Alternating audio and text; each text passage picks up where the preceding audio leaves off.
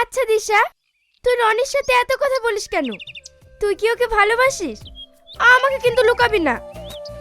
তুই কি যে বলিস, আমাদের মধ্যে কিছুই নেই। তবু স্কুলে সবাই জানে আমরা দুজন দুজনকে ভালোবাসি।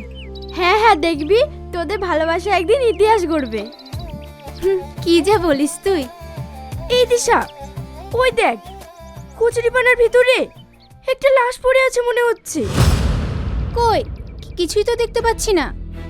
ওই দেখ, কচুরিপানার মধ্যে পড়ে। হ্যাঁ হ্যাঁ, তাই তো, হাতে একটা ঘড়িও পড়ে আছে। কিন্তু মরা মানুষের হাতে ঘড়ি, এর মধ্যে কিছু রহস্য আছে। চল তো গিয়ে দেখি। সব কাজেই তোর বাড়াবাড়ি, চত যেতে হবে না। না না, চত গিয়ে দেখি।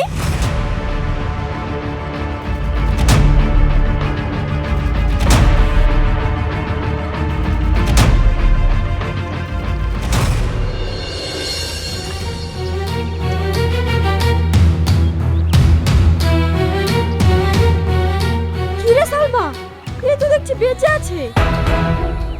বেঁচে আছে? তাই তো।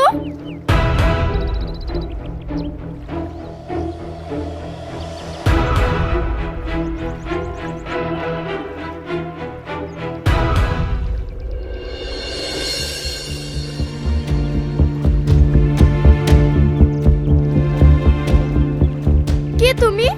তোমার বাড়ি কোথায়? কি রে সালমা, এ তো কিছুই বলছে না। এত সুন্দর ছেলে, এর এই অবস্থা কে করলো? চত একে বাড়ি নিয়ে যাই।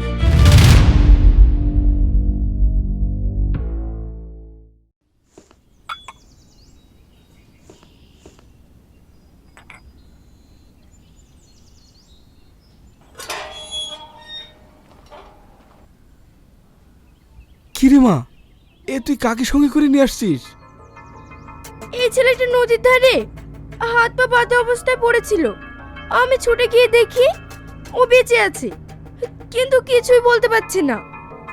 তাই আমি ওকে সঙ্গে করে নিয়ে আসলাম। চেনা নাই জানা নাই, আর সঙ্গে করে নিয়ে চলে আসলি? আলিয়া, তুমি থামো তো। ছেলেটাকে যদি সঙ্গে করে না নিয়ে আসতো তাহলে তো মারা যেত। তুই খুব ভালো করেছিস রে মা। কিন্তু ও এখন থাকবে কোথায়?